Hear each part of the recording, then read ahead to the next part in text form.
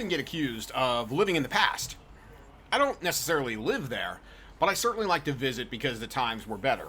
And this go around, oh, this brings back all kinds of nostalgia. So Mike and I decided to have a friend of ours to talk about April Fool's pranks, because in radio, that's a big no, even though it used to be a big yes. So we had some fun with this one. Hope you do too.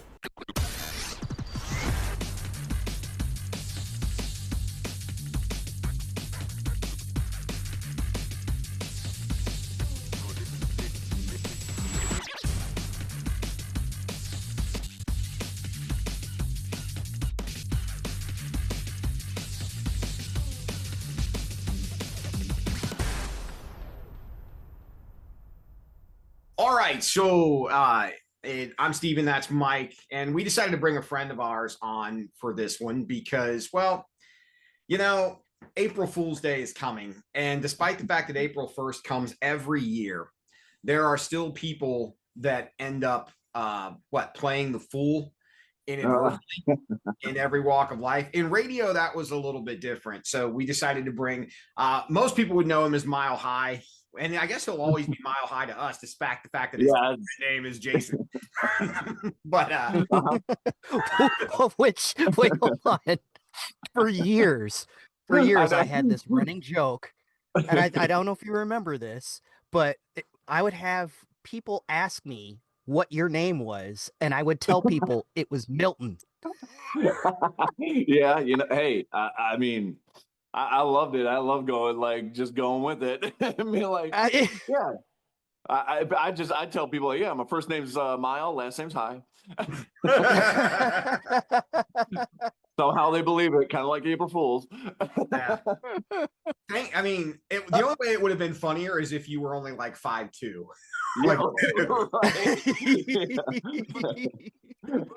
Yep, that would have been great. And it would have been. Oh, I don't get it. So, yeah, I don't get what? Where is he? Where's Mile High? Down here. So anyway, so Mike, you decided that you wanted to talk April Fools. I mean, I will preface this with saying that there was a time in radio, probably when all of us kind of started, that you could still do, I guess, a lot of things. And then I think when social media came into play and lawsuits became more of a regular thing, it kind of took some of the illusion away because you couldn't really hide things as well. I mean, I remember one year we had a guy on my show, his government name is Ryan, but he was Spoon, and we were going to Vegas for an award show. And we ended up, I mean, you could ask for, this is a whole other story, but I'm sure you guys know, you could ask someone for anything on the radio and someone would find a way to provide it for you, no matter what it was. Yeah. So we went out there and we had this big spiel that we're like, hey, Spoon, we're flying out to Vegas for the awards, but you can't go because we don't have the money. And he was all brokenhearted. I'm like, but you could drive to Vegas. And he's like, drive to Vegas? I'm like, yeah, you can make it in like 8 hours. Okay. Why not? So, and there were people calling in. They're like, well, first we need to get you a car. And he's like, well, what kind of car should I get? I'm like, you're going out west. You need something like Western. And it was like El Camino. I'm like, and for those who don't remember what an El Camino was, it was like this god awful car that had a trip bed attached to it. So we're like, you need an El Camino. And he's like, yeah. And we literally had people call, I got an El Camino in my backyard. He could take it tomorrow. That's crazy. Yeah. So true, though. It's so true. We mapped out his route. And we had people call and they're like, he can't make it. She's like, I have a Camaro and I can't make it to Vegas in 8.5 hours. He's like, yeah, well, I have an El Camino and I can't. So we mapped out his route and we told him to go. So like the first morning he checked in and he's like, where are you at? I'm like, hey, where are you at? He's like, oh, I'm at the bridge. And I'm like, the bridge? What are you talking about? You know, the big bridge. I'm like, dude, you went the wrong way. I'm like, you have to go south. Now you just added like another 6 hours to your trip. So he goes and we put this map online of everywhere he went. And I mean, he went out and he got a sombrero and he took a picture next to an El Camino. And people were literally calling in to check in where he was. And everywhere he called in, he was someplace else. And finally, we got to Vegas, and we're like, dude, we're in the stratosphere. Where are you? He's like, what are you talking about? I'm like, the big strip where the casinos are. He's like, casinos? He's like, I see a couple of bars. I'm like, dude, it's the tower. You can't miss it. He's like, well, I see a water tower. Are you guys on top of that? I'm like, no, we're not on top of the water tower. But if you look at a map, I think if you get to Flagstaff, Arizona, and you go one way, you end up going to Las Vegas, Nevada. If you go the other way, you end up in Las Vegas, New Mexico. So we had to end up in Las Vegas, New Mexico. And it was so funny because he came back and he called one morning and we were pissed because he wasn't back yet. Like, we're like, where have you been? He doesn't have that courtesy to get back on time. He spends all this time driving around. So he calls and he's like, every time he would say something, he's like, I'm on a bus. And he's yelling. And finally, he screams, I'm on a bus. And we're like, look, it's not our fault you can't follow directions and went the wrong way. Don't get mad at us because stuff didn't work out. So, truth be told, people really actually believed that he tried to drive all the way to Vegas. And the reality of the story was, to give Ryan credit, he hid in his house for a week. He didn't go anywhere. And he wore the same T-shirt to when he showed up. He came running back in a white stained T-shirt with a sombrero and everything else. And the El Camino, we found an El Camino at a body shop where like one half of it looked good. The other half was white. So he took a picture in front of it, and that was the El Camino. But people believed he went everywhere we told him that he went. And it was absolutely hilarious when he came back. Over the mind. Yeah, I mean, there was another time that we dressed him up in like desert camo and put deer antlers on when hunting season opened. And he's like, I'm like, dude, in this getup, the deer won't even see you. And like people were calling in, they're like, you're going to get him shot. And he was literally standing in the trees outside of the building. But you used to be able to do stuff like that, and now you can't. And I mean, April Fool's bits were always fun. I think we did one that like we had a pet tax where you had to pay an extra fee for your dog, and people were furious calling it. Anything with taxes. I never did anything on April Fools to the level of you guys doing anything on April Fools. So whichever one of you would like to go first, and probably it should be you, Mike. Well, this was your idea. Well, I didn't do anything on the air. But very early in my time, as a matter of fact, I think I was at WHNN at the time, and I was also part-time at the local Saturn dealership. And there's a name I haven't heard. Right, Saturn? Right. What's that? So for the kids that are too young, Saturn was a brand of car. They were on the whole concept of cheap brand, American made, but affordable. And they were these tiny cars that someone like Mile High would need a can opener to get in and out of. Because probably they were tiny. They were very small cars. But anyway, I worked at the local dealership. So for April Fools, I thought it'd be funny to call my mom, who worked at Delta College. And I left a message on her answering machine saying that I crashed one of the cars while I was doing a demo, and that we needed to get insurance information. So, oh no. So we could take care of this. So I left the message and then called right back, left a second message saying, hey mom, April Fools, just kidding, everything's fine, nothing happened. So my mom gets to her office, she hears the message, goes flying out of the office, gets on her cell phone. She's frantic. She tried calling me on my cell phone. I don't know what I was doing at the time. I think I was actually working. So I kind of half forgot about it.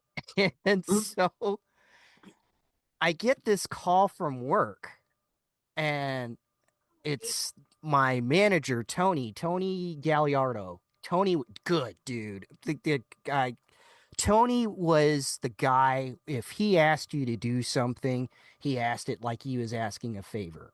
And he had the persona that it was like, gosh, Tony's asking me to change a light bulb. I don't want to let him down. Like he was that kind of manager.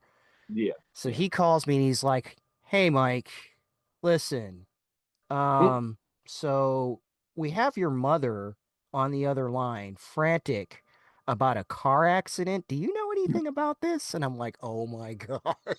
And I had to explain to Tony, and he's like, well, your mother is very upset. You might want to give her a call and explain this to her. Oh, man. And so that was an April Fool's joke that backfired on me, and at that point I swore off April Fool's jokes and never ever played a April's Fool prank. Luckily, that was something that was completely off air. Yeah, that's probably a better thing to do there. Yeah, that's rough. A better thing to do. Yeah, it's a little good thing to do there. Scaring my poor mother and thinking I got into a car accident. That's. But Jason, please, if there's something worse that you need to share. Yeah, I mean, well, so like before I would start, I've always wanted to know, where did this idea come from? And I only asked it because I didn't know about it, and I know Rachel didn't know about it. It was an idea kind of brewing, but it never it was definitely like a last kind of minute thing. I was like, because I always got frustrated. It was kind of before the system updates were happening, but I would always get frustrated with the damn, like restarting your cell phone and shit. So I was just like, I was like, I wonder if that'd be kind of funny just to tell somebody, oh, you got to shut your phone off for 24 hours. Because, they were just getting to that point where, cell phones were taking over everything. So not much, but I don't know. Yeah, it was definitely a last minute idea. I was like, oh, this would just be funny. Whatever. Not in a million years did I ever thought this dumbass prank would snowball like it did. I was like, surely people are not going to be this dumb to believe my dumbass saying, hey, shut your phone off for 24 hours. But man, I guess they were. But so yeah, just to kind of set the table here. Yes, Mile High went on the air. So this started first with this memo, company-wide memo, that said absolutely no New Year's Eve or no April Fool's Day pranks. Absolutely no April Fool's Day pranks. Make sure you talk to your air staff. And so when I get the message, I'm like, everybody knows this, right? Everybody saw this email. Yep, everybody saw the email. No pranks on April Fool's. Okay, I really wasn't planning on it. So that was last second, I swear. So I get Chris, our boss, or everybody's boss, told everybody no April Fool's Day pranks, right? Yes, sir. Everybody got the memo. We're good. Whoops. Until we weren't. Yeah. Oh man, I never did. I think that would snowball. That was I just start. I was like, you know what? It'll be funny. I'm just gonna go on air. I'm just gonna say, hey, I had Rachel get us make me something really quick last second. Hey, just make me a graphic that says, cell phone shut down, whatever I was saying. Just put a graphic, and then once they click on it, it'll say April Fools. No, no big deal. That way, I said I'll send everybody to our website. They'll click on it. They'll be like, "Oh, okay, you got me." That was real. That was it. That was all that was supposed to happen. So I go on air and I'm like, "Oh, hey, just letting you guys know, the cell phone companies are doing a 24-hour shutdown. So you're just gonna have to shut your phone off for 24 hours, keep it off." And I was telling them well, if you turn it back on, they're saying, it might actually malfunction your phone or something, something stupid like that. So, people are like, why?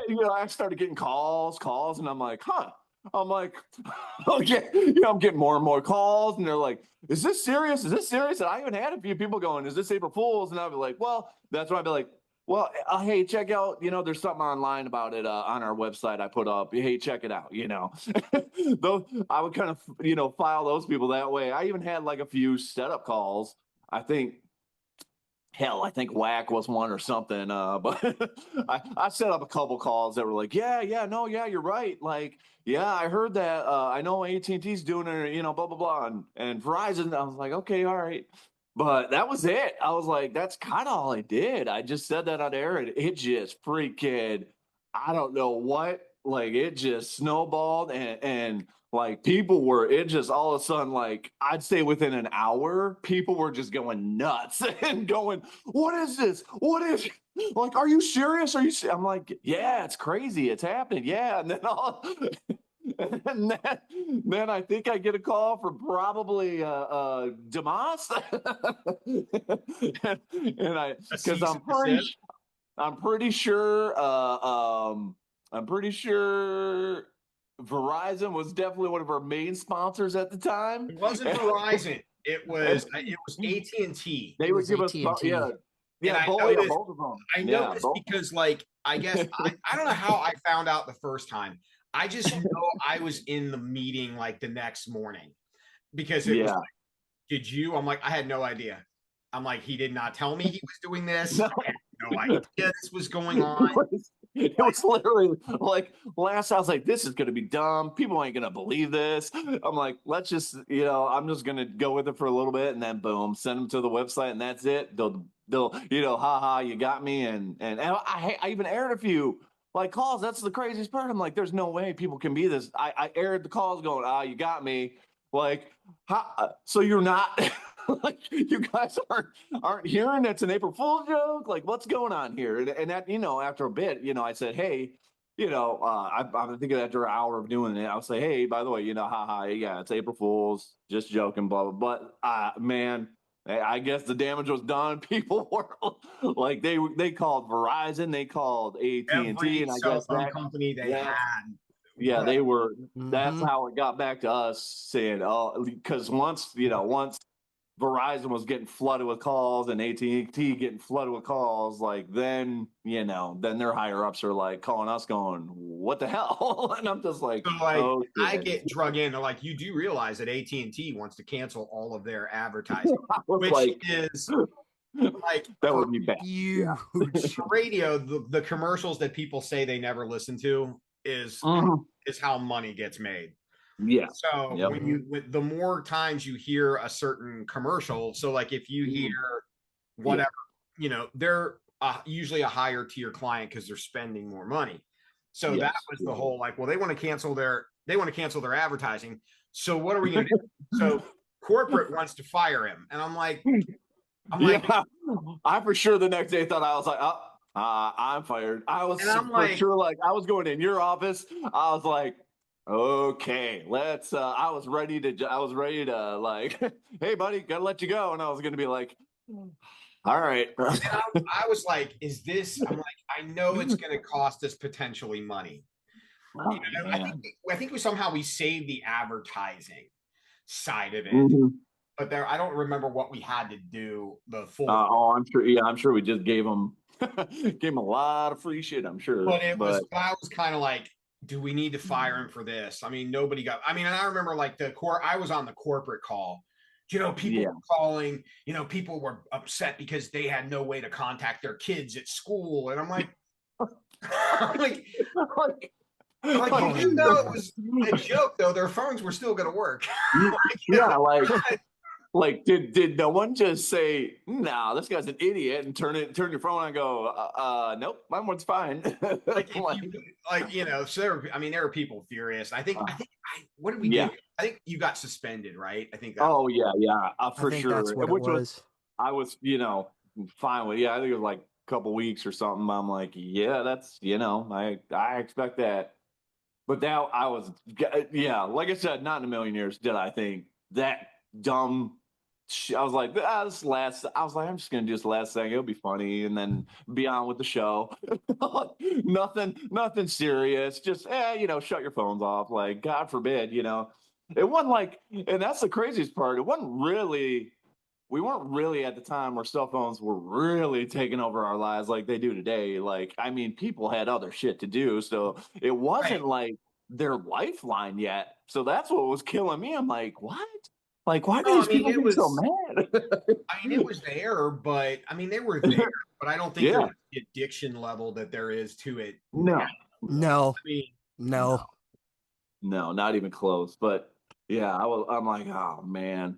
And the craziest, I knew like, because I think, God, I think at the time Verizon was sponsoring one of it was me or you, and they were giving us phones at the time to promote the phones. So I think that was I was like, oh shit. I'm like, if I screw this up, oh man, like here we go. Yeah. like it was, I mean, you know, it was just one of those things where like, I'm trying to remember what the catalyst, it wasn't us that caused the catalyst. I forget what the April Fool's Day thing in radio worldwide that did. Oh yeah, I don't know. I can't remember what it was. April Fool's. Yeah, I don't know. I know there was something major. There was one event where I mean, there was something really, really bad happened. Maybe there was somebody died or something. Somebody died because they drank. Yeah. Well, they did wee for. That was the water thing. That was the water thing. They did wee for a wee, and you had to keep drinking water and not pee to try to win a Nintendo Wii. And I think someone drowned, I think is what it was, because they drowned within their body. Something. I remember that. Yeah. But yeah. And that I think that's what did it. I think that was the trigger. And I think at that point every company went no more stunts across the board, no matter what it is. Well, you know, period. Cover their ass kind of thing, you know, which I get. Yep. But yeah. Because that was huge. I didn't think that was gonna happen. But yeah, I mean, but like I said, like I mean, we all were in radio and grew up with radio in a time where all that stuff was like, you know, I think we saw probably the best of the best, like bits and stunts and anything you could do in radio. I think we probably all were living it, and we were all into like that main. Like when radio was just hitting that prime and that high, and we, you know, and we kind of, I think we all kind of take some of that to our, you know, in our shows, and that's kind of where I was like, no, I was like, we gotta, this will be fun, you know. It was just, different time. We did. I mean, well, I think part of that was because right at that there edge where they were like, nope. Yeah. Well, there was a time where we could think of stuff like that on the fly, and it would, you know, for the most part it would work, and we could have fun. And God, Damas, there was a bit we did when we'll bring Dale on. Excuse me. We'll bring Dale on to talk about more about when he and I were your stunt boys. But there was a bit where you were moving. I think we were all moving in together. Yes, we were all moving in together. And to get some, I think it was something there was something in it for us. It's usually how it works. Something in it was, it really was. But there was something that was in it for us, which is why we did it on air. But I remember that we pretended to break your TV. He had this huge flat screen TV, which this thing was a tank. That was back in the day where they were, but heavy. At the time, like 1,200 pounds. It was this thing was no joke. Had the big ass back on them. Yeah, 4 people. But we convinced people we broke it. But it was so great. But we could do stuff on the fly like that. It was like, hey, what if we do this and that and this, and what if we pretend to break Damas's TV and people ate it up, and we had fun of it. I think that was the perk. I think it was we could use company time to move our stuff. That's what it was. Which was brilliant on his part, because he sat at the studio while me and Dopey hauled stuff 4 hours. I remember I found out the hard way. I remember I did it was either Large or Andrew Z that was doing a charity thing in the morning. And just to be an asshole, I decided that I was going to do my own kind of charity. And I was going to have the most women consecutively in and out of a hot tub during my air show. So I brought a hot tub in. But what I didn't realize is the building was not capable of powering said hot tub. Oh, no. Yep. So as soon as I plugged that thing in, like why are we on emergency power? Not the best thing for a radio station. No. Like, I don't know. Who tripped the breaker? I thought you just plugged it in and like. Yeah, I think part of the problem was let's plug this in and let it heat up for a while first before anybody gets in it. Whoops. That's funny. But yeah, you just did stuff for the sake of being able to do. Hey, Mile High, do you remember when Mike, you and I were talking about this girl last night, and I realized in advance now, years later, I realized how bad I probably actually treated her. But I didn't want her to know where I moved, and she wanted to came over, and you and me and Josh took the station van and did like the old school kidnapping scene. And I do remember that. And Get the van! Get the van! And then we're gonna fucking kill you. No. And we literally threw her in the back of a van and we're driving around like aimlessly so she wouldn't find out where we live. Taking the all these crisscross streets and different streets, like oh god. Yeah. What's worse, it was like in the station van, like giant logo on the side of everything.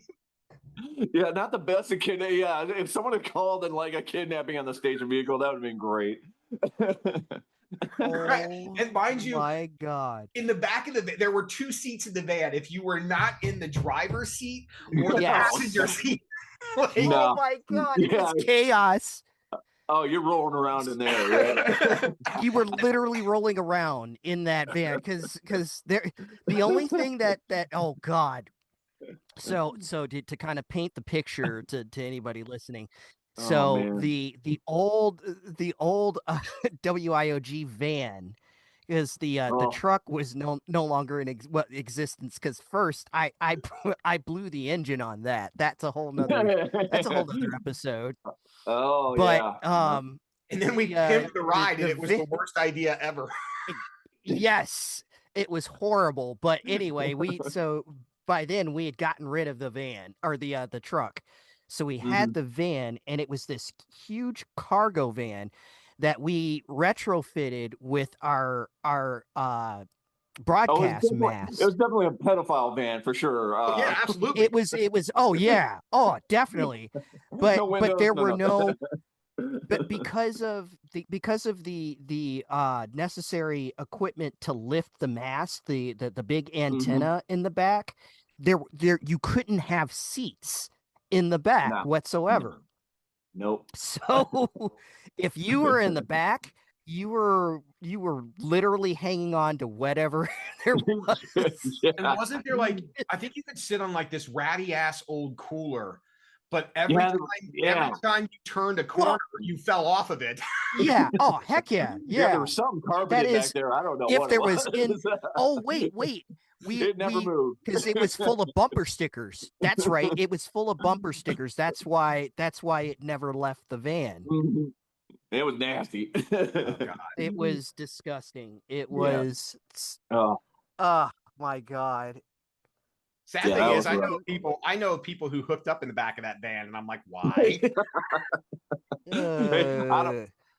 No comment. I don't know. I know that. I'm glad. I know that there was a couch that also resided in that building, and I would not sit on that couch no matter the amount of money you paid me. That was That was that dirty Z93 couch we call it. And I would come in the morning and I would see like there would be people sleeping on that couch, and I'd be like, oh dude, there's stuff they haven't even identified yet. Bro, you're not sleeping on that thing, are you? Like I slept in my office the night of a blizzard, and I know that couch was back there, and I still chose my office floor. Smart. I would have done the same thing. Yeah, that couch. I choose to wake up pink eye free. Thank you. Right. I wonder if that ever got moved out of there. I don't even know if it was still there. I bet you that. I guarantee that couch is still there. It would shock me. The last time I was in that building was the day of the Sandy Hook shooting, because I was coming to town and all that happened, and I stopped in that building and said hi, and then I immediately spent the entire time in the lobby making sure everything was copacetic with my station. But it was I haven't been back in that building to tell you anymore what was there. I mean, it was crazy. It was, there's a lot. A lot of stuff. Yeah, some good times at that station for sure. That was some of the best radio. Now that you're far enough, radio was the best. It was, and I talked to Chris, our old boss. Him and I were chatting. It's probably a few weeks ago. We were chatting, and I told him, I'm like, I said I didn't realize how good those times were until they were. And then I said, I didn't think about it at the time. I said, but we had the best staff. Like everybody, for the most part, everybody got along. I said, everybody, we had a good gel relationship with like the sales staff. We had a good relationship with everything else. I'm like, it was just a really good. That rarely happens. That rarely happens that everybody gets along. Like everybody. Bought into everything everybody did. Nobody there wasn't any like animosity between like air shifts or air shows or anything like that. Everybody just kind of like did their thing and had fun. And like, though it's weird now. Or do you miss it now that you're far enough away from it? Oh yeah, I do for sure. I mean, like once you're out of it, you're it's like, oh man. I catch myself listening to the radio stations, around here, and I'm just like, I'm critiquing the breaks. I'm like, man, their production sucks. Like, I should do something. And then I'm like, That's how you still really miss it, because you can't. I think Steven alluded to this a couple episodes ago, where that you're still in love with it when you're picking the DJ apart, or you're blasting the way that the programming was set up, the way that they're going from one artist to another, and it's a train wreck. Your music scheduling, it's you still miss it. Sad part is like all sadly all these stations, they're all getting bought out, and man, they're just all running the same now, and it's like I could flip through 4 or 5, and it's all programmed the same because it's the same company, and I'm just like, man, it's sad because I refuse to listen to radio. I don't listen to radio anymore. I just don't, and that's how I know I miss it. The funny part is I listen to podcasts all the time. All the time now. Like my whole job, I'm just driving, listening to podcasts. Like that's all I do. Like, so I chased big companies because I had always wanted to work for them. And I think you chase things because when you're younger and you get this industry, you go, man, I want to work here and I want to do that. And at the time, those stations probably were at a different level and were great, but then the way corporate has taken over with everything, like it just very few of those are still the same. And it was, the paychecks I've chased, some of them have been worth the paychecks, some of them have been worth it, but I can't recall any time where I've ever had as much fun as what we did. Exactly. I can never recall a job I've had since then that I haven't woke up and not ever complained about going to work. Yeah. Like Yeah. Even waking up at 4 or 5 in the morning to go to work, I'd never complained about doing it because it was just, I knew we were going to have fun. I feel like, and since we were all there, might be the last time that any of those stations really had like and I'm not slamming what they're doing now, but I think the last time we were all there together was probably the last time that station had a really distinctive personality of its own based on on who was there. And it was just, and everything was, we were all doing the same thing, but everybody did it different enough that it was flavored well enough for everybody to find something that they liked in it. And we all had a different style, and you could hear that, you could see that it was tangible, and again, no disrespect. But what made the product was the personalities that were that were there at the time, and what they were able to. And again, no disrespect. I honestly truly don't mean disrespect in any way, shape, or form. But what changed it is corporate radio. Yeah. And I think that's where I want to be very specific in what I'm trying to say is that's what makes that distinction between then and now. Yeah. I could, the second Cumulus took over our radio station, it was an immediate change. It was kind of scary how quick it was. Like it was just such a flip, like the opposite way. It like, I think we all kind of got out of there not too long after that anyways. I'm pretty sure I was gone, God, maybe a month or so, maybe a couple months after that happened. I could just see it right away. You like stayed the sales on department was like half of them were gone. A lot of people got, let go. And then you got and then all of a sudden, they put all these restrictions on like, like all the music program, like all the, how to play these songs, how to, you gotta do this and this. And you're just like, what? And it just, man, the morale just went from, 100 to freaking bottom. It was weird. I stayed long enough to go from doing, we were doing the download or delete. We were doing Swift trivia. I'm specifically talking on my show. And it went from that to this is. And I'm like, this is this is horrible. Well, this is boring.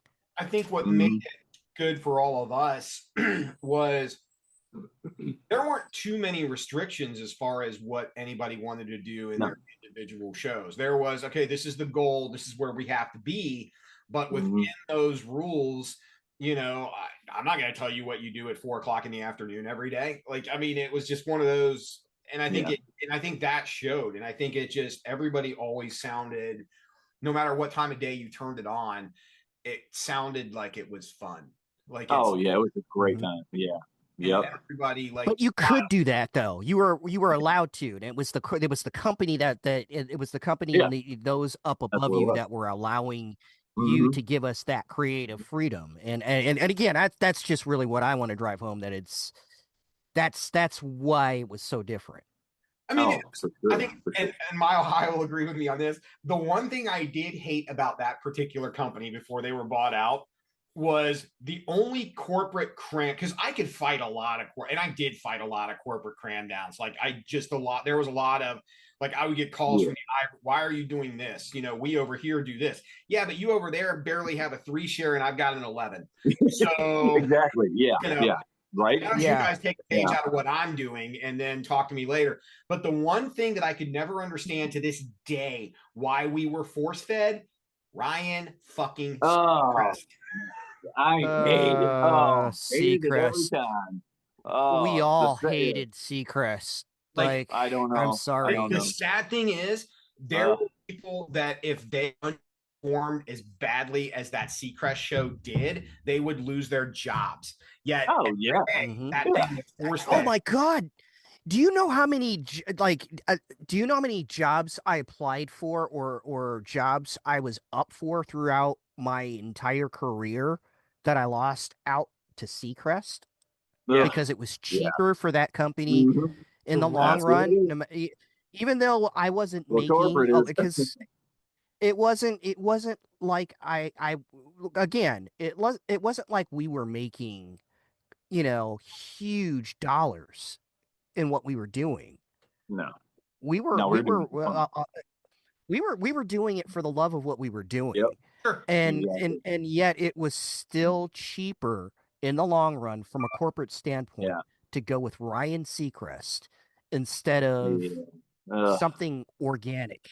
And I I used to still say I used to say all the time about And Seacrest. I'm like, if he didn't do his interviews, he would have no show.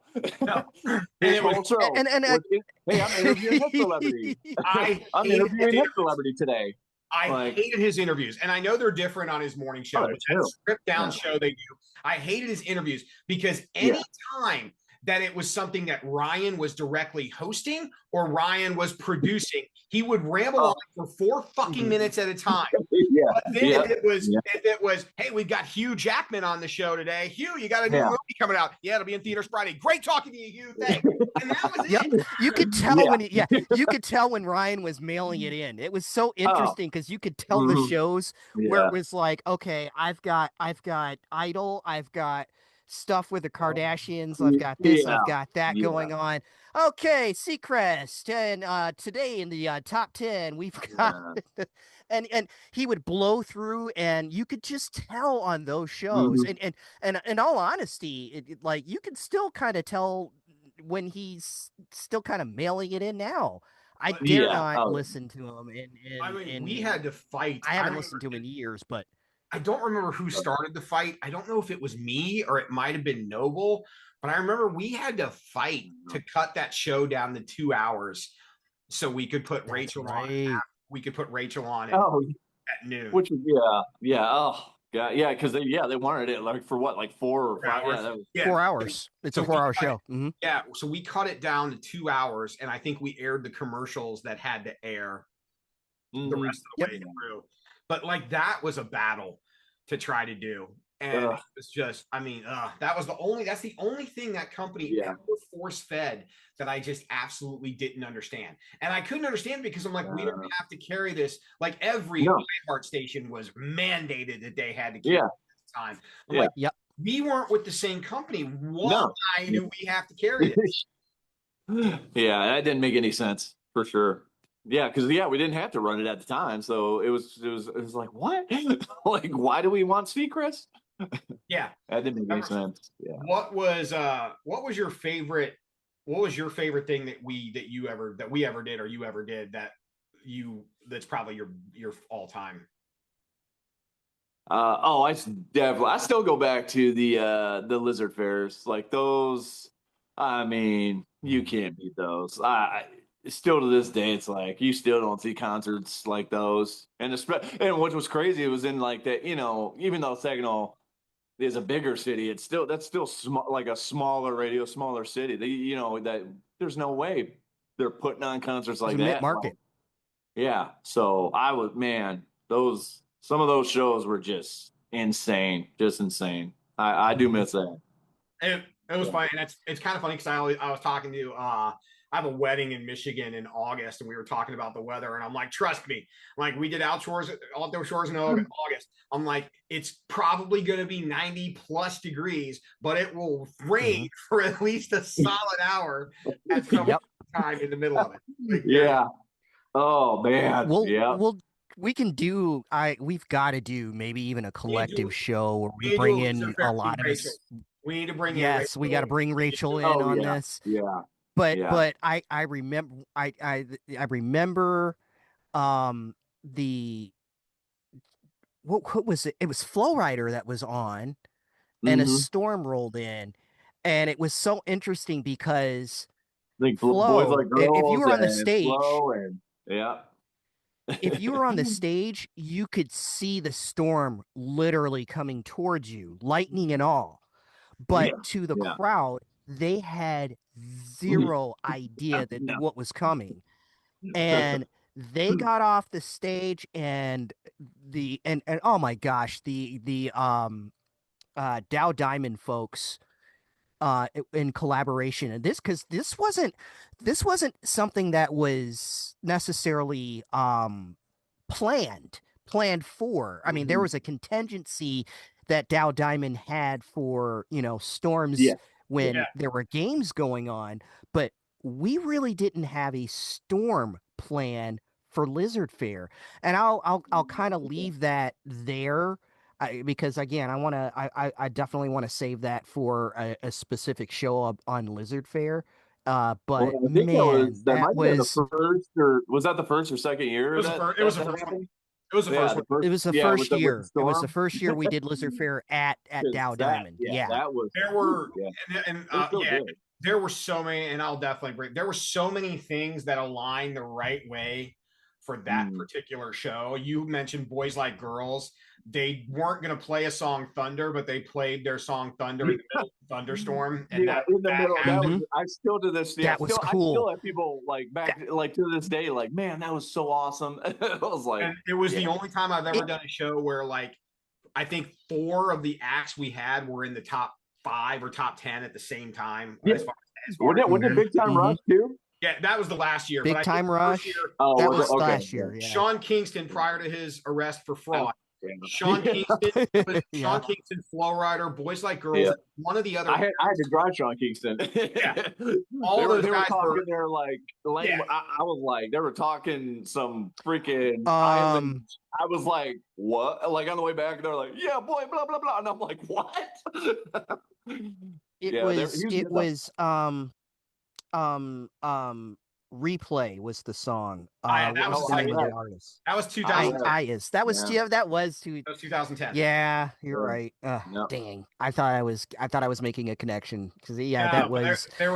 I'm sure Rachel will be able to tell us. It was just everything that year aligned to that. Was the first year everything just lined up the right way. Like it couldn't have lined up what it did. But yeah, we'll definitely have to have a show about that at some point in time. But yeah, that was quite the Yeah, like you said, I don't see any radio stations anywhere putting those on except maybe your iHeart crap, but major markets. iHeartRadio. They ship the Jingle Ball around. They ship the summer around. Yeah. But it's always they book it, and then it's always it's like you're signed to us where you're going to play our show. And I'll give not quite the same. You don't have a choice. I'll give them credit because I went to which one did I go to? I think it was 2014. I went to one of them. I mean, it's impressive how they do it. Like, I mean, it's from a production standpoint, it's very well done. Oh, I'm sure. Yeah. But the one downside to it is, and I mean, from time constraints, you don't get as much of that artist if you were going to, the illusion is that all 15 of these artists are going to play, and that's true, but you're not getting quite the length or quite the show that you would get if you see. No. Yeah. I mean, and that's with anything. Like, it was cool to see how, like, they have a rotating stage, and that was kind of cool. So, like, while one artist is that's nice. That's cool. Yeah. The other is setting up. Rotate it, and like that was really cool.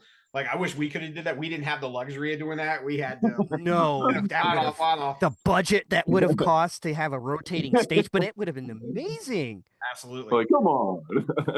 It was crazy. But yeah, we'll definitely have to shoot for a date and do a behind the scenes Lizard Fair show, because that would be a lot. There's so much stuff that we went through that went down that nobody will ever know about.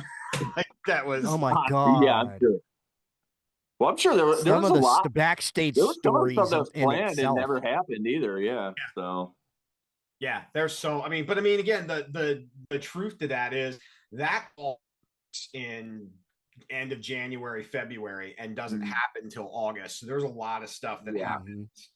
A lot of moving parts. Yeah, before it actually gets to the point where it's on where the stage is built and all that kind of stuff. But it was fun. Like, it was a definitely, I would of my favorite things. That ranks up there as probably if not my top 2, maybe my top 1, just because, like, the entire day. I mean, and it was exhausting, like, for everybody. Yes, it was exhausting.